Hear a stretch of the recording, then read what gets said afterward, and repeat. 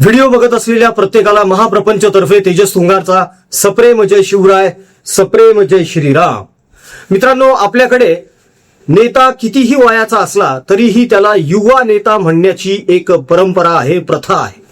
आता राहुल गांधींचंच घ्या ना, 50 पार केलेली आहे, अजून लग्नाचा पत्ता नाही असं लोक म्हणतात. मात्र आमचा तर दावा असा आहे की राहुल गांधी यांचं लग्न झालेलं आहे, त्यांना एक मुलगा देखील आहे, एक मुलगी देखील आहे, आणि ज्या महिलेसोबत त्यांचं लग्न झालेलं आहे त्याच महिलेसोबत ड्रग केसमध्ये अमेरिकेमध्ये त्यांना अटक करण्यात आली होती. मात्र अटल बिहारी वाजपेयी यांच्या सांगण्यावरून, यांच्या विनंतीवरून त्यांना सोडून देण्यात आलं. नाहीतर आतापर्यंत राहुल गांधी हे एखाद्या मॉस्को वगैरेच्या जेलमध्ये असते किंवा कॅलिफोर्नियाच्या वगैरे. अर्थात राहुल गांधी यांना अजूनही युवा युवा युवा युवा युवा नेता म्हटलं जातं. त्याचप्रमाणे त्यांना पप्पू असंही म्हटलं जातं. महाराष्ट्रात देखील एका जणाला पप्पू म्हटलं जातं. अर्थात तुम्ही ओळखलंच असेल या महाराष्ट्रातल्या पप्पूचं नाव. या महाराष्ट्रातल्या पप्पूचं नाव आहे आदित्य उद्धव ठाकरे, ज्यांना पेंग्विन ठाकरे सुद्धा म्हटलं जातं. अर्थात पेंग्विन आणणं हा त्यांचाच अट्टहास होता. त्यांनी जेवढे पेंग्विन आणले त्या पेंग्विनवर जेवढा खर्च करण्यात आलेला आहे तेवढ्या खर्चामध्ये अनेक गरिबांची घरं बांधून दिली गेली असती, अनेकांना 2 वेळचं जेवण दिलं गेलं जाऊ शकतं. कारण अति थंड प्रदेशातील हे पेंग्विन आपल्या महाराष्ट्रातला उन्हाळा सहन करू शकत नाहीत.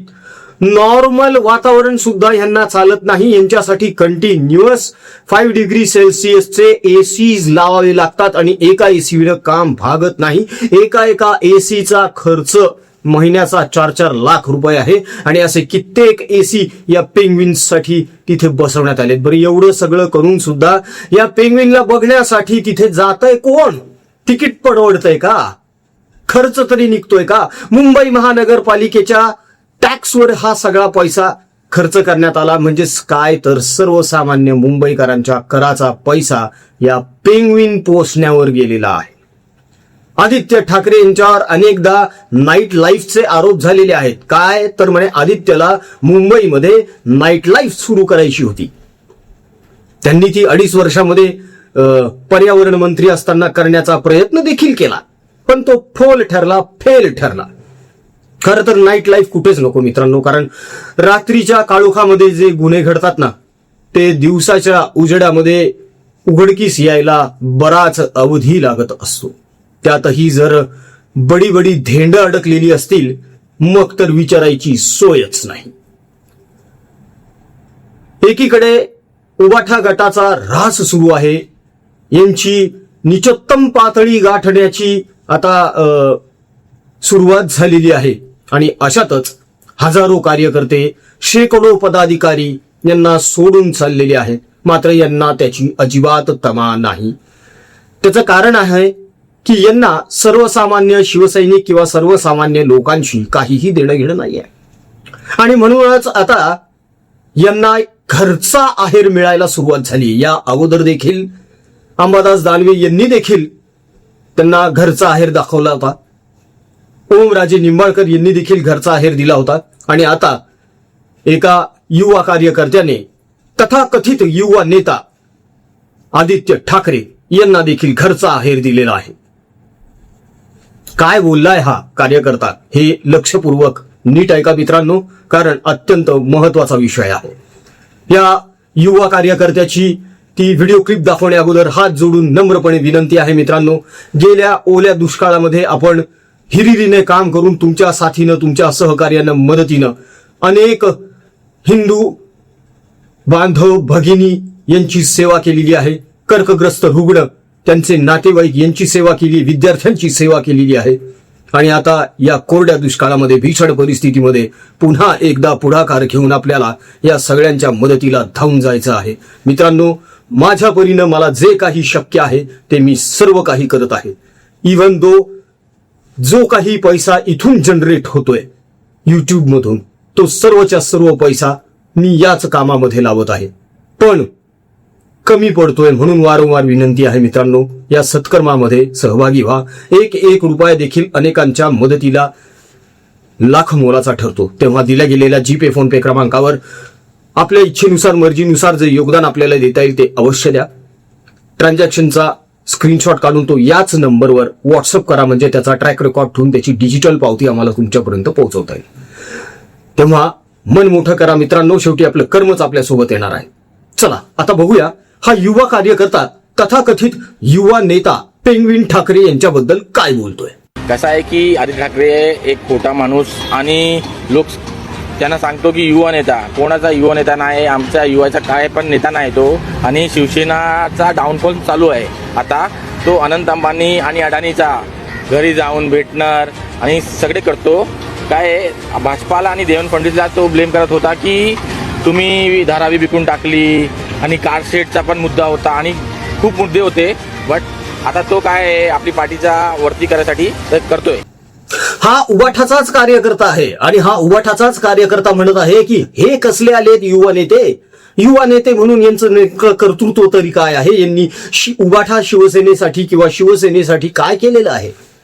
कधी दौरे केलेले आहेत, कधी सामंजस्यानं एखाद्या शिवसैनिकाचे प्रॉब्लेम सोडवलेले आहेत का? अजिबातच नाही. त्या फायरजीचं काय झालं माहीत नाही. सुमंत रुईकर यांच्यासाठी प्राण दिलेले आहेत, त्याचं काय झालं पुढे यांना त्याची कल्पना देखील नाही ना. मात्र एकनाथ शिंदेंनी सुमंत रुईकर यांचं परभणीमध्ये घर बांधून दिलेलं आहे. आदित्य ठाकरे यांना आपल्या कार्यकर्त्यांची अजिबात काळजी नाहीये, आपल्या पदाधिकाऱ्यांची अजिबात काळजी नाही. अगदी आपल्या वडिलांच्या पावलावर पाऊल टाकून कसपटासारखी वागणूक हे यांच्या पदाधिकाऱ्यांना, आमदारांना, खासदारांना आणि कार्यकर्त्यांना देतात. मात्र बॉलिवूडच्या पार्ट्यांना हे आवर्जून हजेरी लावतात. एकीकडे धारावी विकण्यात आलेली आहे, कारशेड विकण्यात आलेलं आहे, मुंबई गिळंकृत करण्याचा डाव चालू आहे, मुंबई तोडण्याचा डाव चालू आहे, असा कांगावा करत हे हिंडत असतात. मात्र खडे कोणाच्या नावानं फोडतात? भारतीय जनता पक्ष, देवेंद्र फडणवीस, नरेंद्र मोदी, अमित शहा, अडाणी आणि अंबानी. मात्र ज्या अडाणी आणि अंबानी यांचं नाव घेऊन हे दिवस रात्र टाहो फोडत असतात, त्याच अदानी यांच्या भेटीला जातात. अंबानींच्या लग्नामध्ये जाऊन हळदीने माखून घेतात स्वतःला. यांचा धाकटा चिरंजीव उबाठाचा हा तिथे जाऊन तिसऱ्या रांगेमध्ये नाचत असतो. सहकुटुंब, सहपरिवार अंबानींच्या सगळ्या कार्यक्रमांना हे उपस्थित असतात. हे जेव्हा आजारी पडतात तेव्हा ह्यांना सगळ्यात पहिले रिलायन्स हॉस्पिटल आठवतं. एकीकडे हे म्हणतात की आम्ही जेव्हा सत्तेमध्ये होतो तेव्हा आम्ही महानगरपालिकेचे हॉस्पिटल्स इतके अद्ययावत केलेले आहेत की जागतिक स्तरावर त्याची स्तुती होत आहे. मग जेव्हा तेजस ठाकरे आजारी पडलेले होते तेव्हा त्यांना एखाद्या महानगरपालिकेच्या अद्ययावत हॉस्पिटलमध्ये तुम्ही का दाखल केलं नाही, त्यांना रिलायन्समध्ये का दाखल केलं? हा दुतोंडीपणा आहे, हा दुटप्पीपणा आहे. लोक आता मूर्ख राहिलेले नाहीयेत. लोकांना आता कळून चुकलेलं आहे की हे आपल्या फक्त भावनेला हात घालतात. मराठी मराठी मराठी करायचं आणि लुंगी डान्स करत साऊथ इंडियन मतदान आपल्याकडे कसं वळेल याचा प्रयत्न करायचा.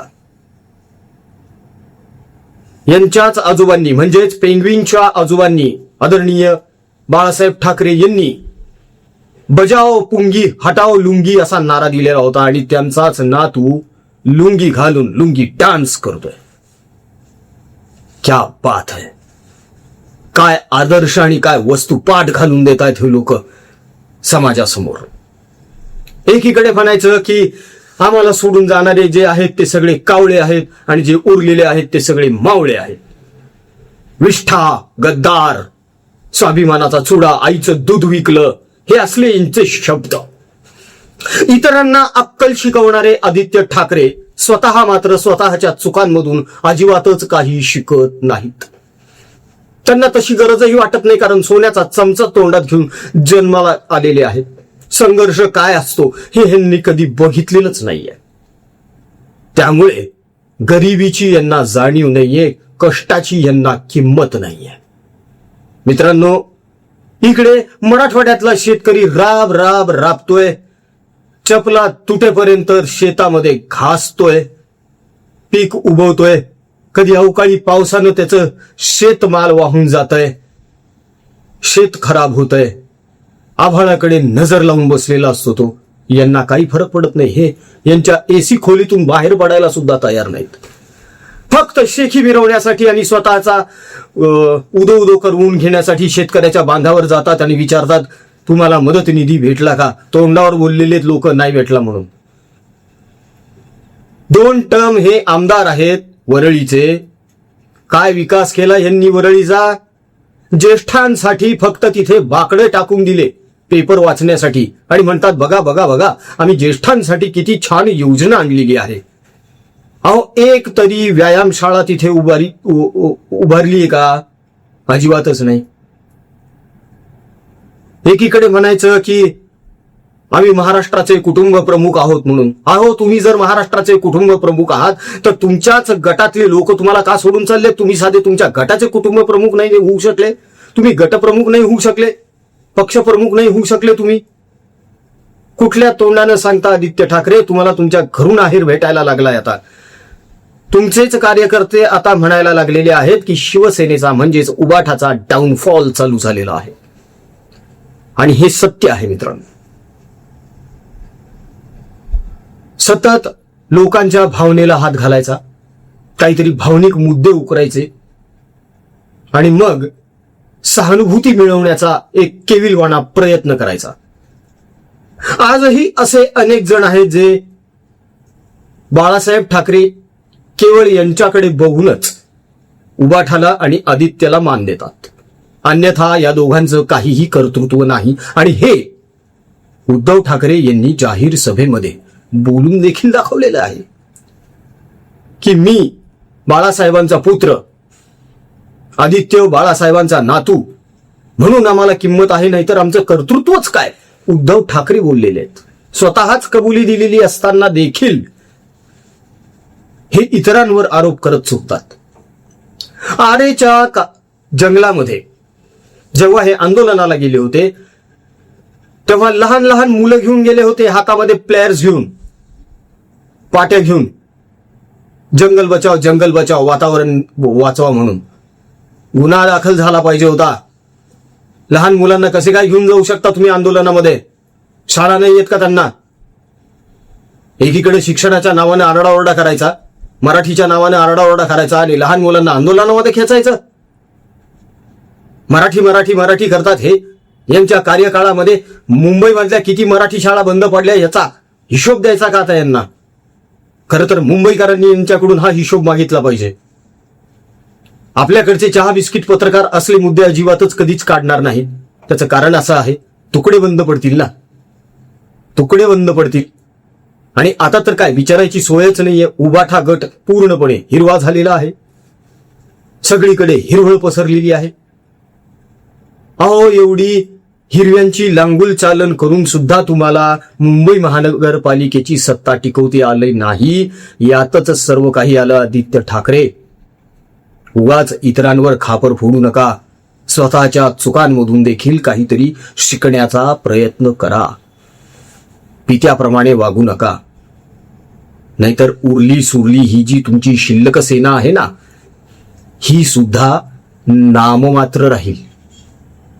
मित्रांनो, या सगळ्या प्रकरणावर तुमचं काय मत आहे हे जाणून घ्यायला आम्ही खरंच खूप उत्सुक आहोत. तेव्हा जास्तीत जास्त प्रमाणावर आपल्या कमेंट्स या व्हिडिओवर येऊ द्या. व्हिडिओ आवडला असेल तर आपल्या मित्रपरिवारामध्ये शेअर देखील करा, व्हिडिओला लाईक करा, चॅनलला सबस्क्राईब करा. जाता जाता परत एकदा छोटीशी विनंती आहे मित्रांनो, रणरणत्या उन्हामध्ये आपल्या रुग्णांच्या म्हणजेच कर्कग्रस्त रुग्ण जे आहेत त्यांची औषध उपचारांची सोय करण्यासाठी विना पायतानानं म्हणजे बिना चपलेनं रणरणत्या उन्हात भाचक्या पायांनी धावपळ करणारे नातेवाईक जेव्हा आम्ही बघतो ना, तेव्हा काळीच पिळ उठून निघतं. यांच्याकडे 10 रुपये नसतात जेवायला.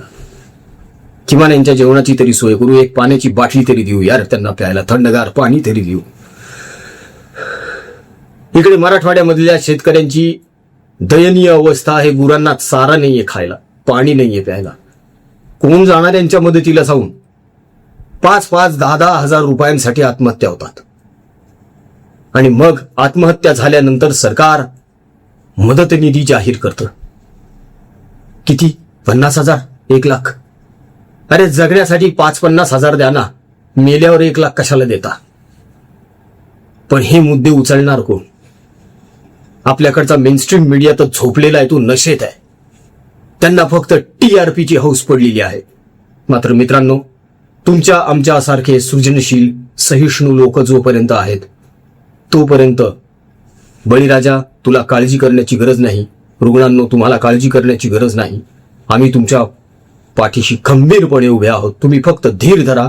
आम्ही तुमच्यापर्यंत लवकरच पोहोचत आहोत. मित्रांनो, या सत्कर्मामध्ये जो आपण संकल्प प्रभू श्री रामाच्या नावानं सुरू केलेला आहे त्यामध्ये सामील व्हा, सहभागी व्हा. आपल्या इच्छेनुसार मर्जीनुसार जे योगदान आपल्याला दिल्या गेलेल्या GPay फोनपे क्रमांकावर देता येईल ते नक्की द्या. ट्रान्झॅक्शन झाल्यानंतर त्याचा स्क्रीनशॉट व्हॉट्सअपवर नक्की पाठवा, म्हणजे त्याचा ट्रॅक रेकॉर्ड ठेवून आपल्याला त्याची डिजिटल पावती तुमच्यापर्यंत पोहोचवता येईल. एक रुपया अनेकांसाठी लाख मोलाचा ठरू शकतो. माणुसकीची ही भावना मनामध्ये ठेवून पुढे या. जय हिंद, जय महाराष्ट्र, वंदे मातरम, जय शिवराय, जय शंभूराजे, जय भवानी, जय जगदंब, भारत माता की जय. जय श्रीराम.